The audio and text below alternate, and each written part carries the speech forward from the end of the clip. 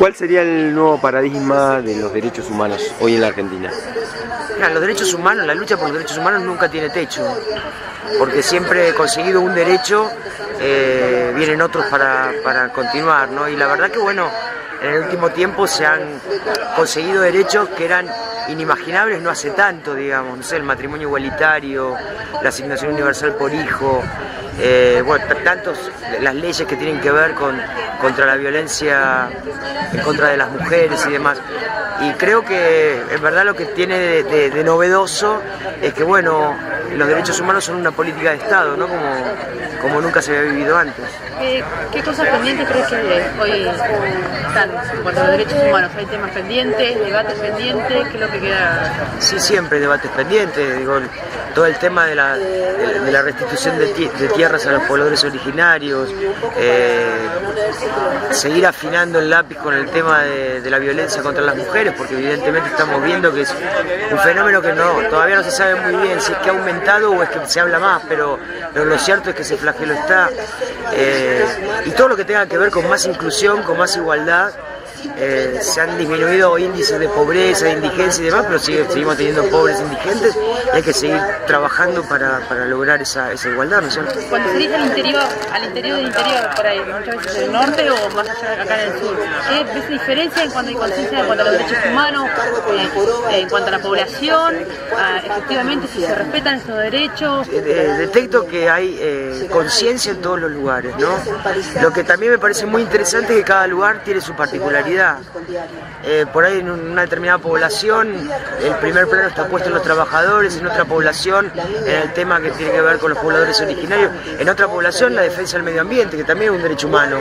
Pues depende de los lugares, pero sí lo que me parece que es muy sano y que está bueno, que se ha producido una movilización generalizada en todo el país con mayor conciencia, ¿no? Y por lo tanto también mayor reclamo, que está bueno.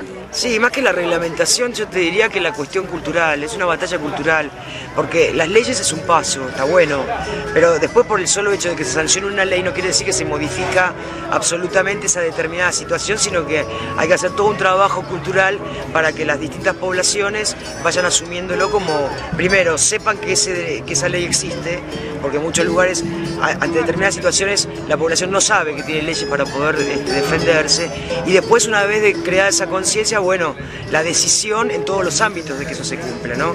En lo político, en lo judicial, en la fuerza de seguridad y en todo lo que hace al funcionamiento de una comunidad, ¿no? Como historiadora, ¿cómo ves la tensión entre el progreso y de alguna manera los derechos tanto medioambientales como justamente de los pueblos originarios en esta puja entre los desarrollos y de alguna manera los derechos sociales, digamos, ¿no? Mira, yo creo que plantear como antagónico los derechos medioambientales y de los pueblos originarios como un impedimento al desarrollo, creo que es fruto de una colonización que nosotros venimos recibiendo de generación en generación y que mucho tiene que ver el relato histórico.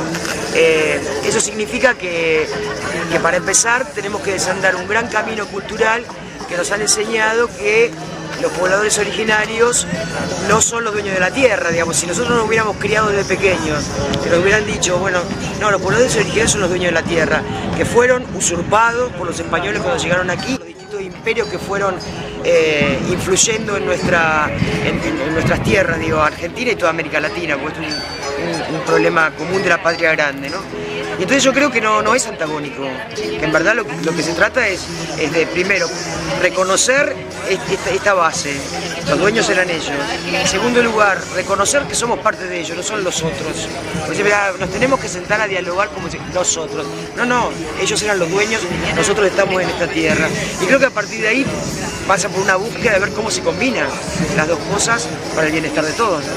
¿Crees que en este marco el gobierno nacional por momentos se encuentran encrucijadas? Por ejemplo, cuando por un lado defiende los derechos originarios y por otro lado tiene conflictos como los POM en el norte argentino, ¿crees que cómo se hace para salir de esa encrucijada o esas contradicciones, me parece?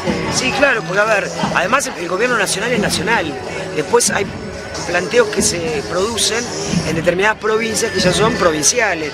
Digamos, no es fácil, obviamente es un tema complejo, pero yo creo que si el poder del gobierno nacional hay una decisión política, a la larga, más tarde o más temprano va a bajar sobre todo además en esa provincia se supone que gobierna alguien que es parte del mismo proyecto. Pero me parece que tiene que ver con esto, ¿no? Y que tiene que ver, insisto, fundamentalmente la decisión política está, por eso podemos estar hablando de esto, hace años no se hablaba de esto, pero también un trabajo cultural.